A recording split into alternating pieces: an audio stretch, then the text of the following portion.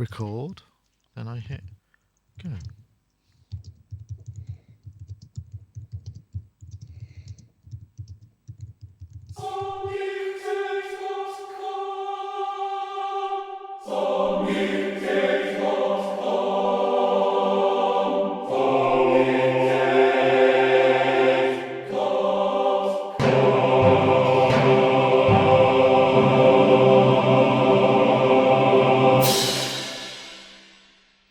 Hello everybody, welcome to Sonic Talk number 380.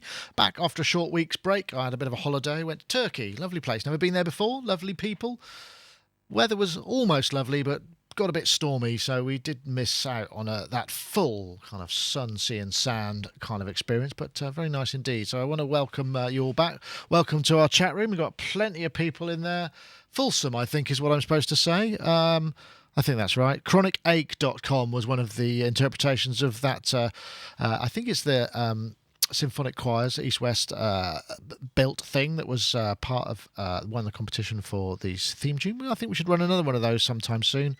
Once we can figure out how to do it. Anyway, welcome everybody, and also don't forget we've got a sponsor of the show. iZotope are sponsoring the show. In fact, because we had no show last week, we've got there's no reason that anything's any different apart from we are picking a winner from the previous week where you had to enter competition via Twitter. Details on that later because there'll be another one this week, but we'll be picking the winner to win a copy of RX4 and also setting another competition. So 2 copies of RX4 going out today, you know, amazing really. What fantastic sponsors. We thank them once again. Anyway, let's go and say hello to Gaz, because Gaz is our panellist in the singular. Nice to see you, Gaz. Gaz Williams, of course, professional bass player, music producer, many other things besides, and host. You may have seen his Cubase specials, and the last thing we posted, I think, was the Groove Agent 4 that we did with the Andy. beard. The beard off. Beard off, yes. I'm afraid you lost the beard off. You won on the hair, but lost on the beard, I would say. Speaking about the Sonic State theme, the Sonic Talk theme there, you know, I mean, that was an amazing competition good few years back now, wasn't it? So I think it might be it would be quite cool to run that again now, although I would miss that choir one, but I know what you mean. I think the thing is, the reason I've been reticent is because we had to have this upgraded SoundCloud account, which costs a fortune, frankly, for what you get, just to be able to allow people to drop things into a Dropbox so that we could enter. And the whole catalogue, because we had something like 50 or 60 entries, and it was really hard to go through all of that with the mechanism. So if anyone knows of another way that we could run that, I would like to hear about it, because the thing about SoundCloud is just so easy. You drop an MP3, you're done. If there's any other YouTube. Yes, that's true. We could do a YouTube. We could provide a short animation that had to fit, couldn't we? Ooh, hey, there we go. There's like a kind of like the opening. Like the kind of yeah, no, that's a thought, Gaz. You see what this brainstorming does for you. It's fantastic collaboration. It's a wonderful thing. Thank you very much. Yeah, so maybe we'll do that. I'll have a think about how that could work, and we'll. Bing bong. Does Nick remind anyone else of Woody Allen? Good grief! I hope not. He's about 80 and also a convicted paedophile, is he not? I think that might be libelous. Allegedly. Sorry, not convicted. I'm terribly sorry about that. Very funny bloke. So I'll dig that. And a brilliant filmmaker. Perhaps not me, the brilliant filmmaker, but you know, thank you. Sort of. Maybe, I don't know. Anyway, that was in the chat room if it went past. Does anyone? Yes, there you go, just for reference point. So anyway, we have some topics and things, and me and Gaz will attempt to fill out our allotted time on this live stream with that. Before I did, we've had this awful situation, because what we've done here, I was away for a week, and during that week our internet just went down, and it was this sort of, we've got new routers, new switches, new cables, and it seems to be isolated now. I found that we've got a Mac Mini which is running OS X and a VM machine of CentOS, which runs our backup system. You know, it has a copy of our database, so there's always a live version here in case anything goes wrong online. But that, for some reason, is just throwing everything out of whack. If anyone knows why, I've tried to talk to the chat room before the show. Many people think DCHP. Anyway, so I've had to switch it off, because otherwise the internet connection just kept dropping. It's really curious. Anyway, And then my Bluetooth has gone on. I've just got loads of mice that I've got to use because basically my Magic Trackpad is broken, which is, or it's screwed up. The Bluetooth is totally screwed up on my OS. But apart from that, everything's fine. How's your week been anyway, Gaz? Sorry, I've just been waffling. Yeah, I've been avoiding work like the plague, and just so I can play my bass more. You have a new bass, don't you? Yeah, so I've been having lots of fun with that. I've just joined a new Afrobeat project, so that's been quite interesting. So I've been actually doing a lot of I've been doing a lot of listening and a lot of sort of playing along with things. Musical research. Yeah, and every time I do that, I always think, I should do more of this, and it's my tendency is always to try and create new things and to be very creative, but just to actually sit and play along with sort of Fela Kuti albums, and just trying to get a real feel. It's such a good thing to do as a musician, just to play along with things, and just really try and get the feel of the pocket, the pocket where that groove is, just how. Whatever instrument you're playing, just how play it fits along together in a different style of music. That's an interesting idea.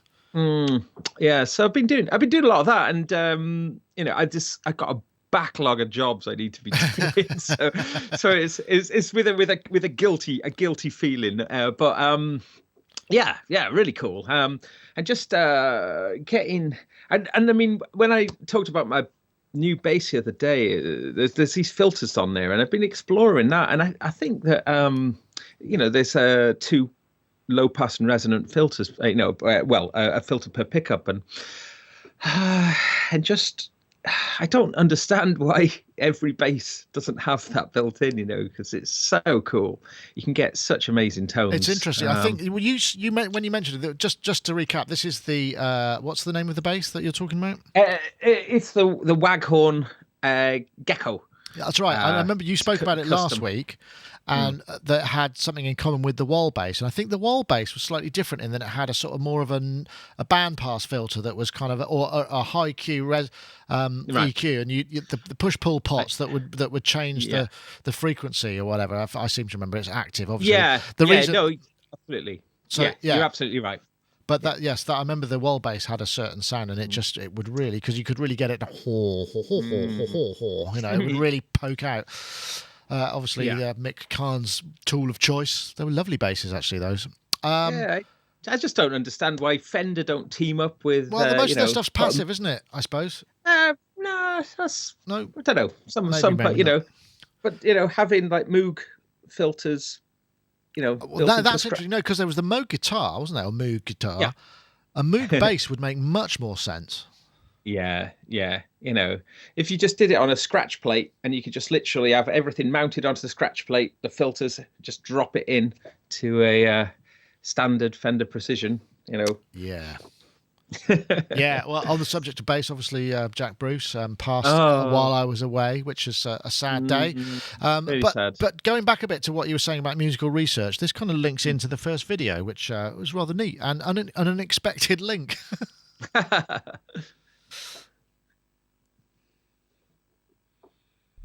Is this actually making a noise? It was making a noise earlier.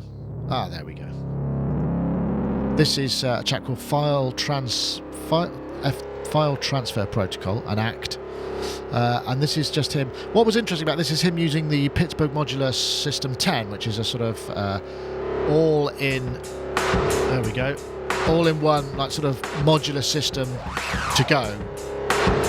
And this is just him noodling around with it. But what was interesting about this, more importantly, what's that in the background? That looks like some sort of is that a Roland thing?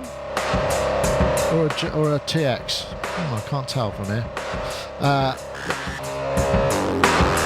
But anyway, I mean, you can watch the whole thing. But what was interesting is in the kind of time, in the stuff that he wrote down, the comments for the video, not the comments, the description. He was saying, most of you don't realise that, or maybe you do. For me to produce a certain amount of music, there's hours, if not days, of stuff going on behind the scenes of just noodling around and finding kind of directions to go in and what have you. And I thought about that actually. Really, I mean, nowadays, specifically when you're maybe working to a tight schedule or you're working to picture or any of those kind of things. I mean, that's the sort of thing that one doesn't really have so much time for.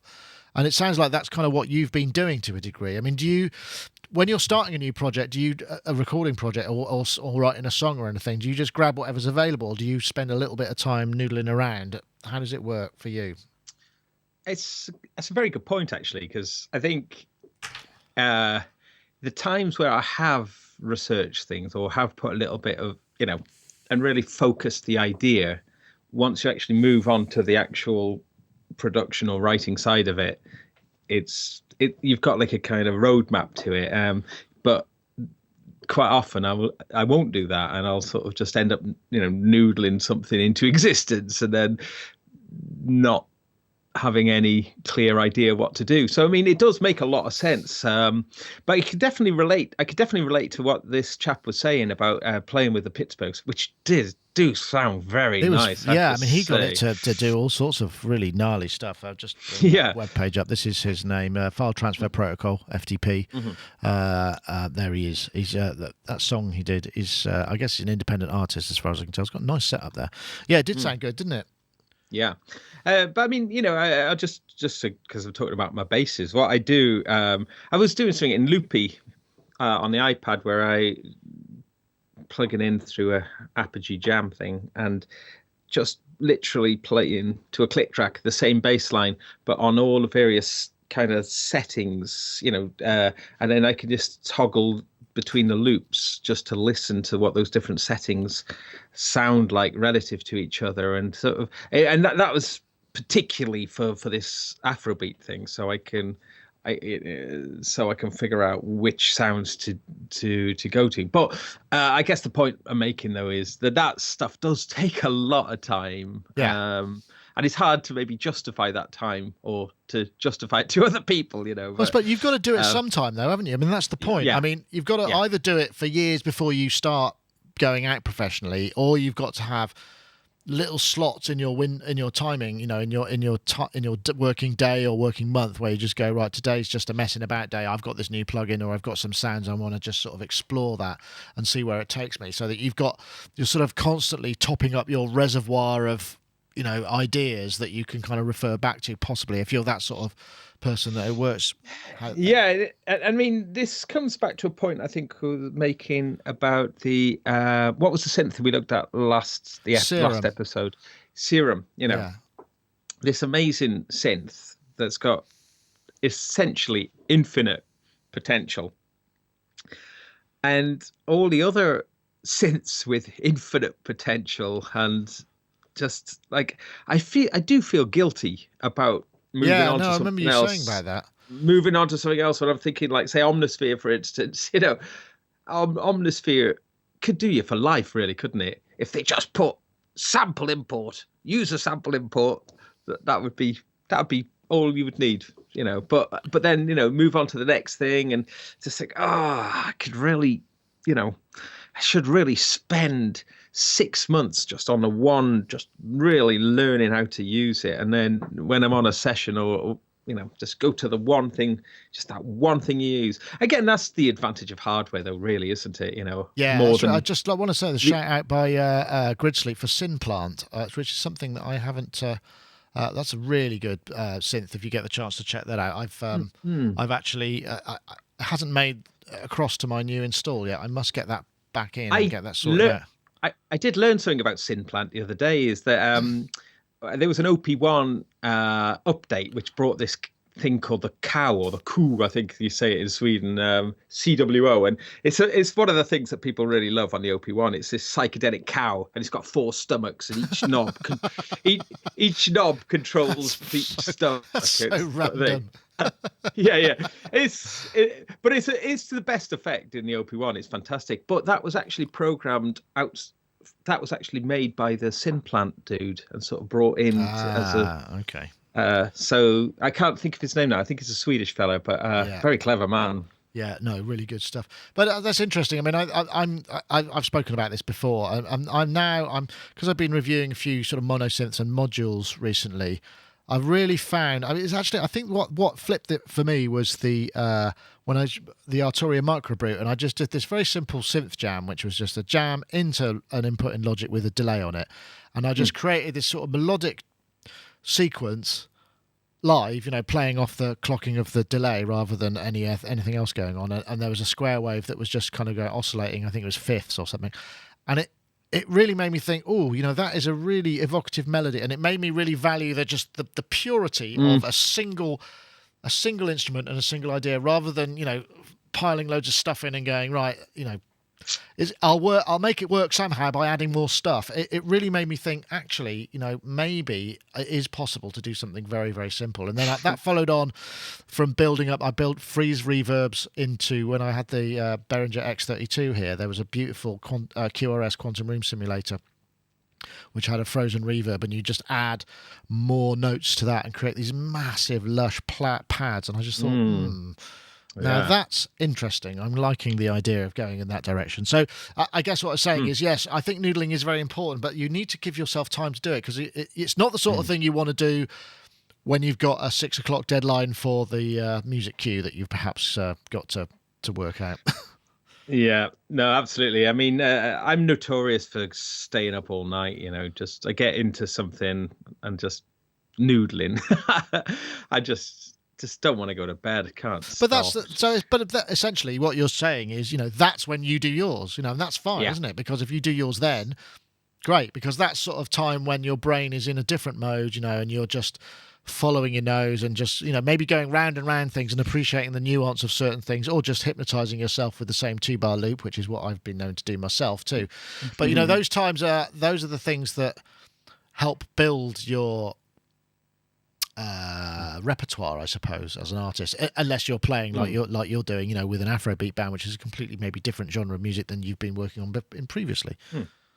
Yeah, yes. So yeah, that's kind of relevant. What I did think, though, when you mentioned about using those effects off the X32, I noticed that Behringer have announced the X18i or something. I'm not sure what it's X18 Air, I think, is it called? That might have been announced when you were away, but that really has piqued my interest. It's wireless, isn't it? Yeah, and it looks very similar to the SM Pro thing that was announced. I think I have it right here. It's that thing.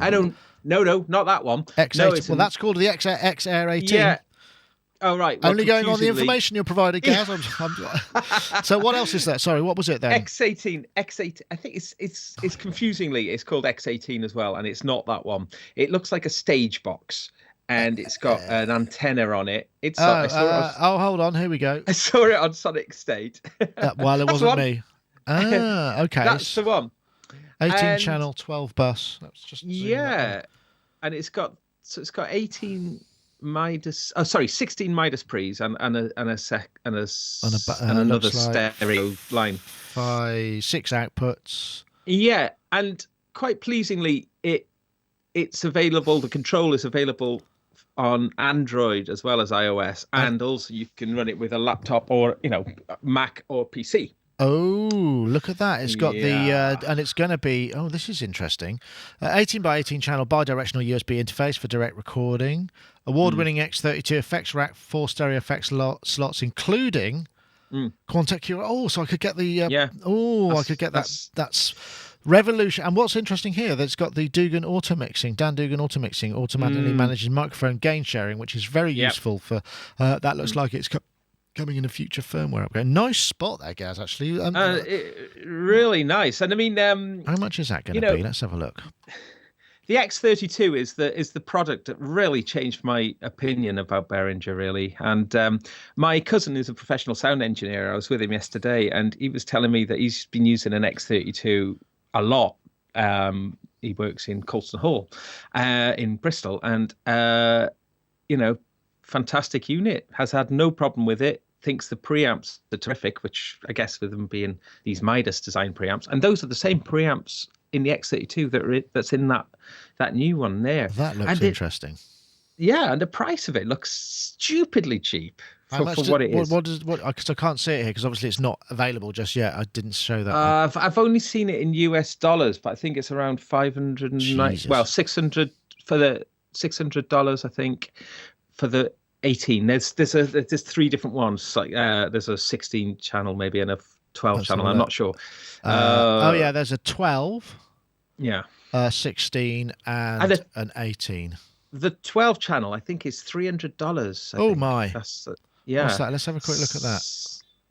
So this, I think 1, 2, 3, 4.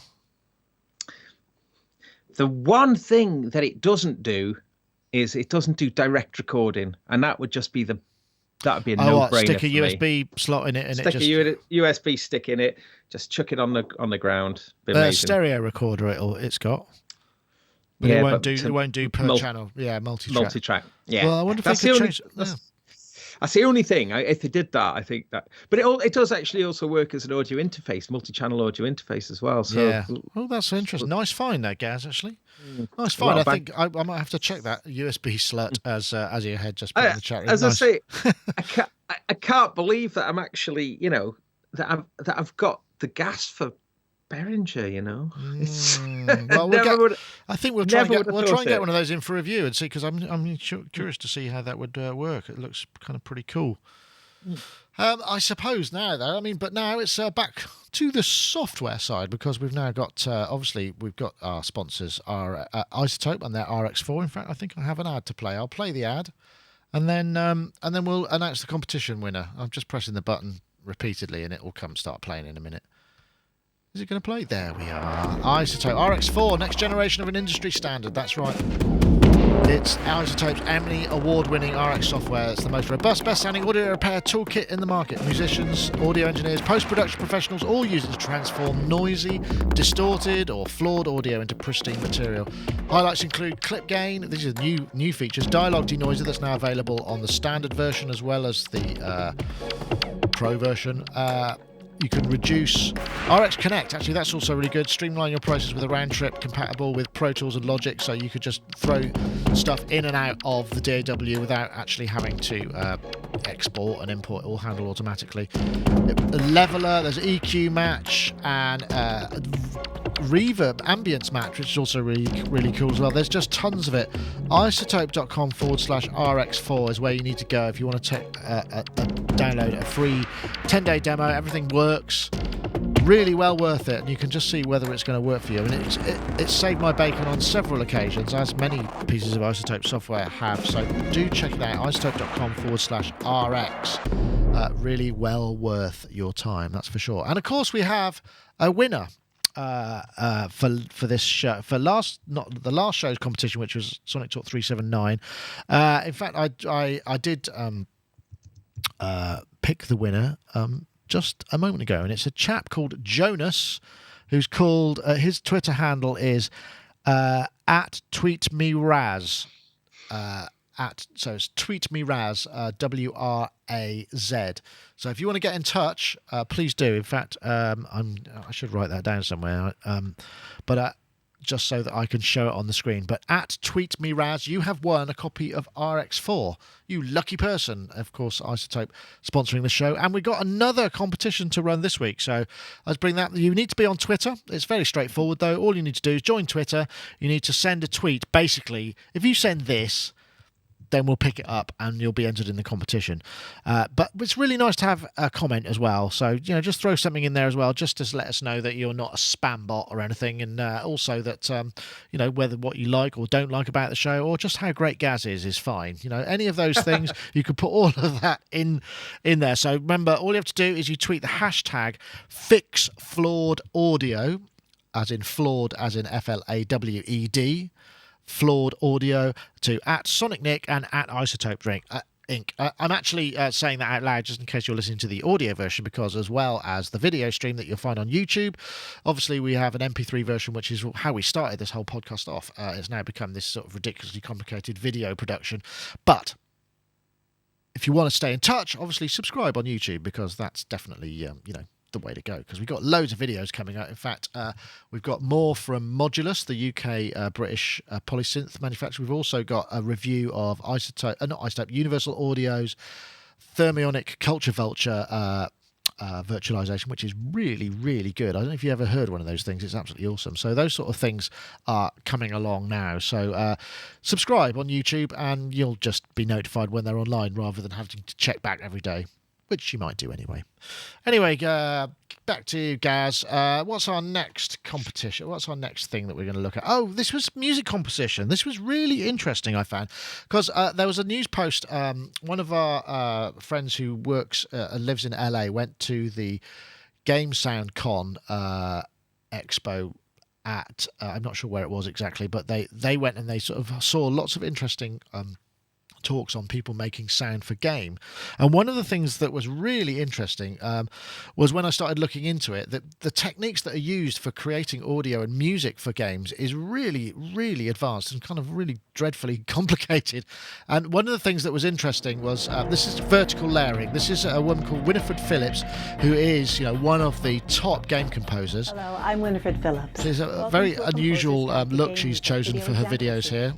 Particularly around Halloween time, if you know what I'm saying. In this video, I'll be showing you the setup and basic principles of a simple 3-layer interactive music composition based around the vertical layering technique. Vertical layering. You'll find a detailed description of vertical layering in my book, A Composer's Guide to Game Music. Anyway, I won't play the whole thing because she'll probably bust me for copy. But she's really smart. There's a whole series of videos on that. And one of the things that's very interesting, one of the terms that I learned was the notion of vertical layering. And the concept is you create a stem, a music bed, you have another music bed and another music bed. They can all work on top of each other, they can work in isolation, and they can work in combination, various combinations. So that basically creates you up to 3, what's that? 3 times 3, that's 9 possibilities from a single piece of music. But it all has to work on the key, it all has to work with the mood of what you want. It's really, really amazing stuff. And there's also there's vertical layering and sequential renumbering where you create blocks that can just go one after the other, and they work in a linear form. And just that, on its own, when you consider the sort of if you're talking about one's got a melody, one's got a counterpoint, one's got a harmonies, it's really complex. I don't know. I've sort of heard a little bit about this, but it just sounded like a very thorny puzzle to fix. Have you ever had to do? Have you ever had anything to do anything like that? It just sounds kind of insanely difficult. No, I'm very interested. I want to get into game music, so any game developers, please get in touch. I really want to do this, and that's really kind of that. Those videos are very good, well worth watching, and she's very. I think she's actually, even if she's a bit starey, she is actually very good to explaining it's things. weird. I think because I saw some other videos and she's not like that at all. She's actually, but it's just that one. She came across as really intense and a bit weird, but she's not. I don't think. That's really very much piqued my interest though, because what you have to think about you have to think about the dynamics of a computer game and just how that isn't a linear. Well, I mean, there are linear elements within computer games, but there's also random elements. There's all these different. The way that they work can pose a whole load of kind of challenges. For instance, if you have like a pastoral scene, and that pastoral scene, you're moving the character through some kind of waterfalls or whatever, some nice thing, and then some villains come on. A darkness needs to happen, or something darker feel. But maybe it's got to kind of work subtly against the pastoral theme that you've got going on. I think it sounds. For me, that sounds like wonderful to work in that. It's interesting actually. In the chat room, Grid Sleep has said it doesn't sound actually that different to the sort of virtual version of several launch pads, or perhaps working with Ableton and clip launching and having all those clips that can work together. I suppose in many ways it is very similar, but I'm guessing generally speaking, and this is a generalization, in Ableton you've usually got quite short things that add together that you would create longer pieces out of, whereas what she was talking about, she said a simple 3-layer vertical system, that there can be up to 4, 5, 6, 7, 8 vertical layers which you can run in combination. And what's very interesting about it as well is what you were saying about the way that all changes. The game code essentially throws out events that will then interact with the audio engine. So, for instance, if you've got the Foley stuff or atmospheres, if you're moving from one space to another where there's a different atmosphere or there are different monsters, every time there's a footstep, a game throws out an event. And the sequencing and the challenge to dealing with that with something like Fmod or WYs, which are these sort of audio sequencing packages that allow you to create. So you might create, say, 3 footsteps or 4 footsteps, say, for instance. Obviously, anyone who's done any Foley knows that 4 footsteps is nowhere near enough to create an authentic sequence. But what you can generate also into that is randomization events, so that every time it does, it throws a random pitch or volume. So they do sound like many, many more, but it's still, because you can't basically create 1,000 footsteps, so there just aren't there's not room for the audio assets in the game. It's just it's a whole world that's kind of really. I've done a little bit of it, but we didn't do anything that was down to game events throwing governing the pitch and the pan, just mind-blowing stuff. In fact, I've got another video here which was by a chap called James Watkins. If you check him out on YouTube, I'll just play the intro. That's not it. This is James Watkins, and he just basically goes through what he did for a game. I think he's learning about this stuff, and this whole environment is something that Watkins Sound Music, if you check him out, he's created this whole let me find mine. So all of these events, including the music beds and the panning and the orientation and the gunshots and everything. Watkins. I'm going to tell you a little bit about how I made the sound effects and the music for the project game Angry Bots. And all the different gun sounds for different creatures. Just like, it's like Unity 3D. It's all of those kind of packages. And this is a world I really know very little about, but it sounds awesome. If you could, and I think there are courses that you can do that teach you the whole kind of shebang, but it's kind of mental. It was also occurring to me as well, working in computer games is probably the best place to work if you want to get really into sound design, because just in terms of the amount of the amount of sound design that you'd have to do, but also just the just how much creative possibilities there are with sound design in computer games. Just for I can really see myself being drawn this way. It's a very, I did do some game sound design but this was very early. This was like CD-ROMs. I worked at the Real Worlds studios on the Peter Gabriel CD-ROMs. I think it was Eve, and I can't remember what the other one was called. There was one other I worked on. I worked mostly on Eve, and that was a case, because we had tiny little fragments, because that was when it was on a CD, not on a DVD, so you didn't have all that much storage for all of the stuff. So, we'd create footsteps and Foley. We'd have to kind of figure out a way to create footsteps that sounded good enough to use, repeatedly and all that kind of stuff. And it was a very complex and immersive. I remember now actually thinking about it. What we had to do was I had to prototype it in. They sent over stuff that was prototyped in Macromedia Director. I don't know what that's become now. I guess it's not. It's like Flash, isn't it? That's what it became. And so that I'd have to program all of the audio events and trigger them in and script them all up just so that they could hear what I'd come up with as the various sounds and the atmospheres and the escapes. And so it's a very similar kind of idea, but on a much more simple level. You set the volume and what have you. But it was very immersive. I can't remember how to do it anymore because it was such a long time ago, and frankly the tools don't exist. Although the newer tools look a lot easier to use. That's for sure. But a whole world of fun. Yeah. Oh gosh. I have to admit, I did get an Xbox One a couple of weeks ago. Oh, did you? Yeah, which was to do with a certain addiction to Plants vs Zombies garden warfare. Me and my wife, I must hasten to add, have this shared addiction. But well, that's good. It's something you can do together. But and there's because with the surround sound and stuff, there's just such a lot of sound going on in those, such a lot of sound design, such a lot of work. It's quite mind-boggling, really. I remember playing the Grand Theft Auto 5. I don't know when it was, like 6 or 7 months ago or something. But what an incredible incredible piece of work that is. It's just so slick and so well made. And I mean, I think we have talked about these in the past, you know, in regards to the stellar soundtracks that they have. But just yeah, well, the soundtracks get all the glory, don't they? You know, which may be customized tunes that are created for it, but they're not the same thing. I suppose they might be delivered as stems, in which case you might just get the rhythm parts or just the.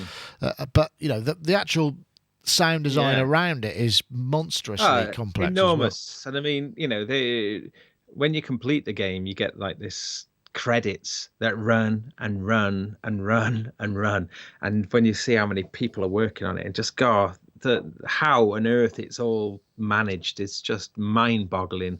Because as I say, I think making a Hollywood film, is one thing, and I mean, obviously that's an enormous process, but to actually make this interactive world that essentially plays like a film in some respects, but also has all these other elements that go on. And in fact, actually, the sound design in a game like that, which is essentially a real world game, is, you don't notice a lot of it because it's so realistic. You're not actually kind of being drawn to it because it's just sounds like real life. But wow, yeah. Incredible. Interesting. There are lots of people with comments in the chat room. Shaggy Freak, my friend Andrew, does some amazing video stuff. I can't quite read what that says. That says Zircon Music. He also does sound design and whatnot. In fact, I know that Dave Spears, we were talking about this. I think I started to talk about this, and Dave Spears has got a friend in LA or San Francisco who's very deep into that, and I was hoping to have a chat with him. Maybe I'll be able to set that up for another thing. I was hoping to get that to cover last week's show, but unfortunately it didn't work out timing-wise because he's obviously 10 hours ahead, and it was all a bit difficult to deal with that, but maybe we can get that sorted out. But yeah, very interesting. If you want to check out any of that stuff, let me see what's her name is, Winifred Phillips. You can go to, in fact, winifredphillips.com, where she's got posts to her videos and various kind of places where she speaks at and talks about, and she's not shy about the technology and the techniques involved, and she's really, you know, she really is kind of letting that information go out there, and she's written a pretty interesting book, which I think, if you want to get into it, is well worth a read from a composer's point of view, definitely. So what's next? Let's have a look at these NASA space sounds. These look quite interesting. I thought I'd found a SoundCloud version of that. This is I found this on Create Digital Music, Peter Kern's excellent site. NASA have just released basically a whole bunch of sounds from the space era, system sounds. So we got, I'll play a couple of them. I think we might have I got some? Let's see if I've got any sound in here. That doesn't seem to want to play it. Oh no, maybe I didn't press the button. All these kind of samples. All this kind of stuff. Sputnik beeps. Cassini, radio emissions, and a whole bunch of rocket engine sounds, which basically just sound like a load of pink noise, but are just so massive. It's 3, 2, ready? 1. But there are some other ones. There's the Atlas. This has got a bit more, a bit more rumble. Interesting. That sounds like water dripping onto some cardboard, like a leaking roof, perhaps. But there's basically tons of it. And if you go to SoundCloud, you can browse all the stuff, and that's what sort of made this more interesting, is they put it on SoundCloud. So, because if you go to the actual site, I think I had a link to it somewhere, which I obviously didn't make it. I had to reboot my machine, and I hadn't. Let me see where it was. Blah blah blah blah blah blah blah. I think it's down here somewhere. Sorry about this. This is a little bit NASA audio collection. Yeah, here we go. So you can see the whole thing on archive.com, and there's just tons of it, and it's huge amounts of. It's quite a lot of audio. So if you went Sawyer's test program, let's have a look there, see how big it is. Yep, there we go. We'll go here, and there's just all these sort of files. That's 800 megs, 600 megs, so lots and lots and lots and lots of stuff. So it's just quite an interesting idea. Have you ever used any of that kind of stuff in your compositions? It seems like a very 90s kind of thing to do, perhaps. Well, I mean, this is a absolute bumper crop, isn't it, of sample goodness, I think. I have used the NASA Music of the Spheres. Oh, yes, we covered that, didn't we? We covered that, yeah. Those great recordings of strange electromagnetic interference or something that they'd sort of record and then slowed down into the audio range, and I've used a little bit of that, just not in any serious way, but just sort of just interesting, sort of playing around with it. Pitch. Well, it looks like the content licensing is fine with this. I mean, you can't resell it or anything, but you can use it without kind of. They just ask for a credit if you're going to use it in any compositions, which is fair enough, I think. Oh yes, Angry Bonbon says in the chat room, this was so well covered, advertised. Won't everybody be using them? But then it's down to the individual to use them in a more interesting way. You know, that's. There's a lot. There's a lot there, though, isn't there? That's the thing. You know. Now there's a listening session right there. You know. Yeah. Listening to 19 of 78 rocket launch sounds.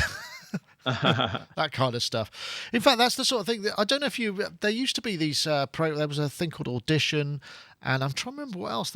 There were these utilities that allowed you to very quickly go through a whole load of one-shot samples and loops and stuff, and flag them and then use them in your compositions. I can't remember. I haven't seen one of those utilities for a while. I can't remember what they were called now.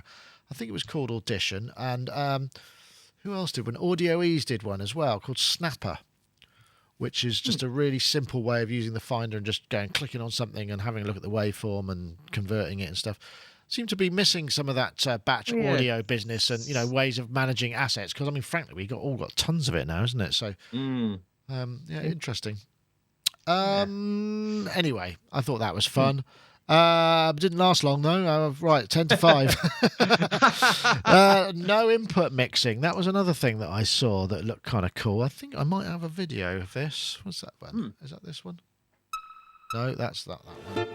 This is Tuesday Night Machines. Great YouTube channel. Okay, try this at home.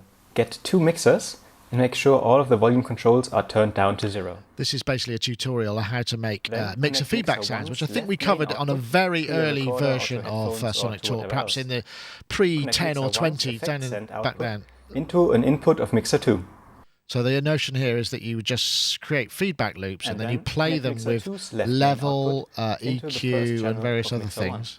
I don't know what it sounds like, but let's have a look and see what happens. Turn up the gain on both mixers' input channels. Turn the gain up. There we go.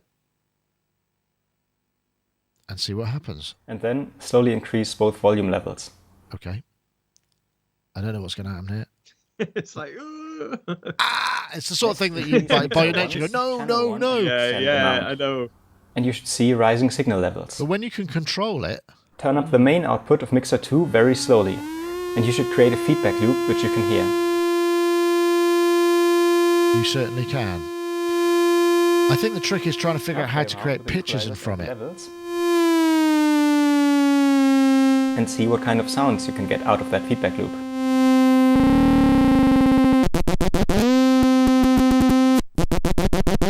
Yeah, interesting. Interesting sort of. I don't know they were the greatest examples. I seem to remember doing something ages back where I created a very short piece. I think when you combine it with effects, you can get some really interesting sounds. And I'm pretty sure that there were some early exponents of electronic music who were doing very much the same sort of thing with sort of feedback loops and creating this kind of stuff going on. But it made me think a little bit about, obviously mixers are designed to not let this happen to a degree, although when you consider perhaps the way that a delay works with feedback, we're sort of utilizing that technology to a degree with very controlled amounts of regenerative gain. Can you think of any software? Is there a way to abuse the DAW and plugin chain to do the same sort of thing? And I couldn't think of any. I mean, I haven't tried it all that much, but I'm pretty sure that all of those things are sort of protected. You're not able to do that thing so easily. I suppose I've heard digital feedback occasionally when you have, a record ready input with a HAL round. Yeah, no, I think you can make this software feedback. That's a great idea, actually. I'm going to try that now. Because although I was going to say, though, it's as a way of getting feedback, it's not quite as sexy as going up to your guitar amp, is it, with your guitar?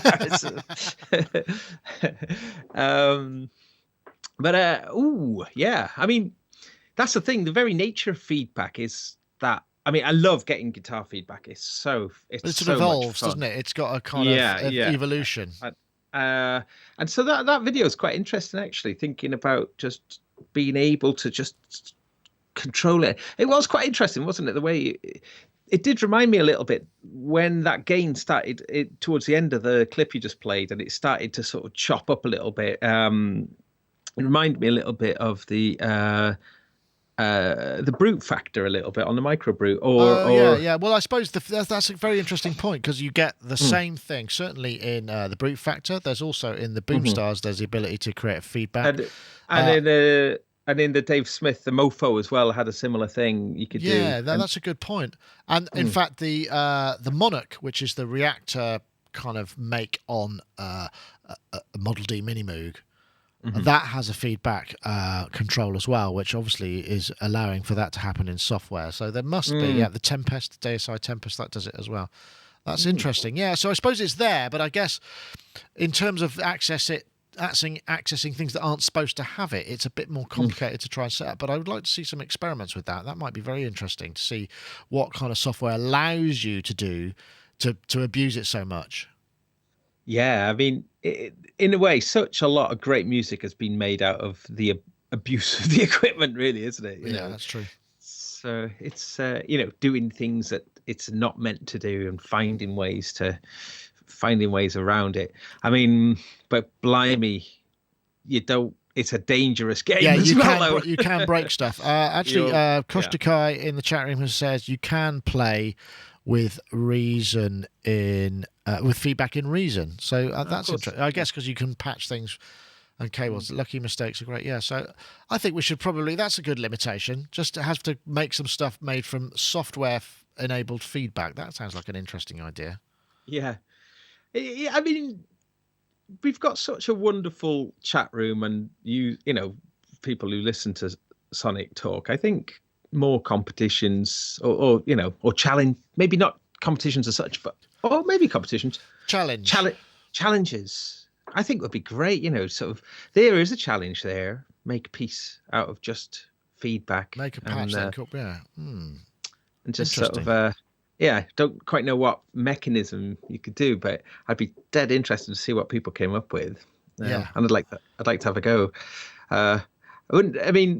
Does the chat room like the idea of challenges? I think they might do. Let's have a look. I got this competition on locked out. Right. Group collaboration. Maybe there's a way. What we need to do is maybe figure out if there's a way to utilize some form of online collaboration tool and this as well. So yeah, definitely. There are lots of people. Well, the way they responded to the theme tune notion was outstanding, overwhelming. Overwhelming. Amazing. So yeah, maybe we should. We'll try and draw up a schedule of events. Yay! I think that'd be amazing.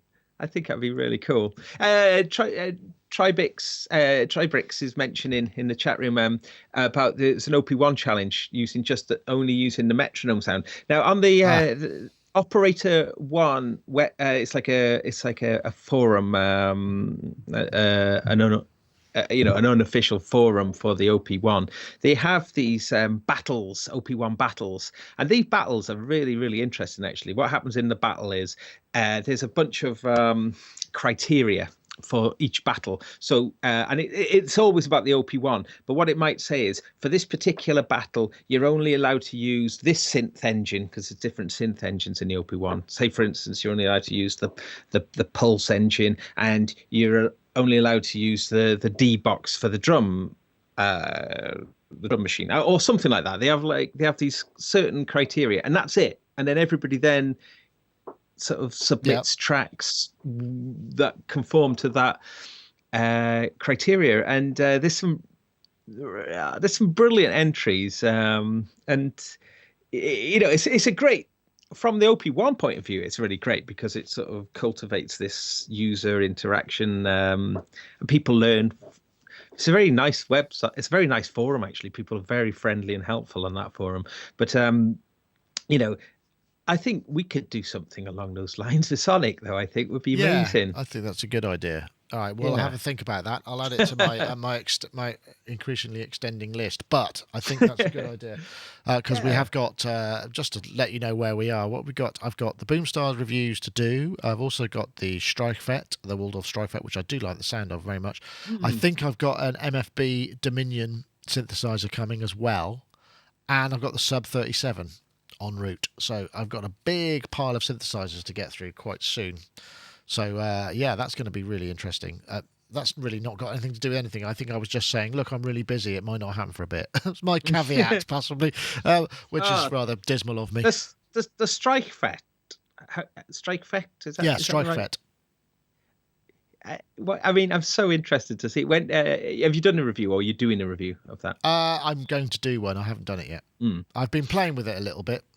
And it does sound really nice. It's very musical. It's like a really pleasant thing to play with, and it has quite a lot of interesting sounds, constantly variable waveforms and what have you. Coming back to the earlier point about being maybe overwhelmed by choices and software and various things like that, it does make me wonder whether that is a pointer to more future products of just concentrating on one thing. Yeah. Concentrated on one thing, trying not to be everything to everybody. Yeah, maybe so. And it's got you can do quite a lot within these particular parameters, and maybe that is a more creative pursuit. I tend to thrive more with that. So that strike effect thing, there was I read a lot of negativity towards it, but I was like, ooh, I thought it sounded quite cool. So it does sound nice. Yeah, it definitely does. And I think I played last show. I had it hooked up with one of the Boomstars and layered up. It's just John Carpenter. There it is. It's like bang! I've just created a John Carpenter soundtrack with 2 fingers. That's it. Yes, it does definitely works nicely. Is there anything else in our list of stuff that we should cover, or we could probably? We might be able to just call it a King Sunny, actually, because then I've got some topics for next week, just in case there's nothing about, because it's sort of a quiet time of year still. I think there's the post-summer lull, but there will be more. So maybe we'll leave it there. But don't forget, you can, obviously, there are 379 other Sonic Talk episodes if you haven't had enough. Most of them are on YouTube, but the rest of them are on sonicstate.com, so you can go back and listen. Yeah. I was just going to say, there is the Maschine is going to be having quite a significant update in the next couple of weeks. I think it's due to drop somewhere in November. Right. Version 2.2, and I think that's going to finally attempt to sort of do a certain thing, a few things which I think were missing from the start, namely being able to have scales mapped to the 16 pads. All right. Yeah. But also an arpeggiator and sort of like chord modes, and some of the features have been implemented so to bring it in line with the new control, what they called the new keyboards, yes. The new line of keyboards that they're bringing out. Just so there's this kind of way that the scales and key modes work together. But I think it's gonna take Maschine into an interesting realm, really, whereas maybe its focus has been perhaps more on the beat making side of things. I think it's going to open up its melodic and harmonic potential quite considerably. So that's something to look out for if there's any Maschine, okay. Well, definitely. Maybe we'll be able to get one in, and once again, maybe you can have a look at it for us. We'll have to see yet, but yeah, that sounds really good. Yeah. Okay, well, I think that probably brings this show to an end. I want to say thank you very much for listening. It's been much fun as ever, and it looks like all the network has held up after all of my wrestling with it over the past 3 days. It was simple. Just turn off one of the machines that was causing the problem. I'm going to finish it. Redwall wants to know. Oh, hold on a minute. Redwall wants to know how can we pronounce Maschine but not Strikefet? I thought Strikefet was. I thought I'd managed that. I beg your pardon. What a pedant. Always. Oh yeah, it is Maschine. Maschine and Strikefet. Okay. Anyway, back to the goodbyes. Once again, thank you very much to iZotope for sponsoring the show. Don't forget, if you want to enter the competition to win a copy of RX4, all you need to do is get on Twitter and tweet this out, basically, which is #FixFlawedAudio, flawed as in imperfect, to @SonicNick and @iZotope Inc, and then your competition entry will be posted. But please, add a comment as well. You've still got a few characters left, so I'd appreciate if you did that. And once again, we want to say thank you to them for sponsoring the show. And don't forget, if you are Tweet Me Raz, you've won RX4 from episode 379. So that's it for this week. I want to say thank you very much to Gaz for joining me and giving me 50% more content than I had before I realised there was nobody on the show. So thank you very much for joining us. It's always a pleasure, and big thanks to the chat room as well for just being just the best. Being there, yeah, absolutely. They've been fantastic. Brilliant. Just constantly giving and just being so friendly and helpful. It's amazing. I feel really chuffed. Good guys and gals. Yeah. All right then. Well, that's pretty much it for this week. I'll leave you now. That was Sonic Talk number 380. Don't forget, subscribe to us on YouTube, and then all this stuff will just come to you automatically, and you won't have to keep checking back. Okay, that's it. Bye.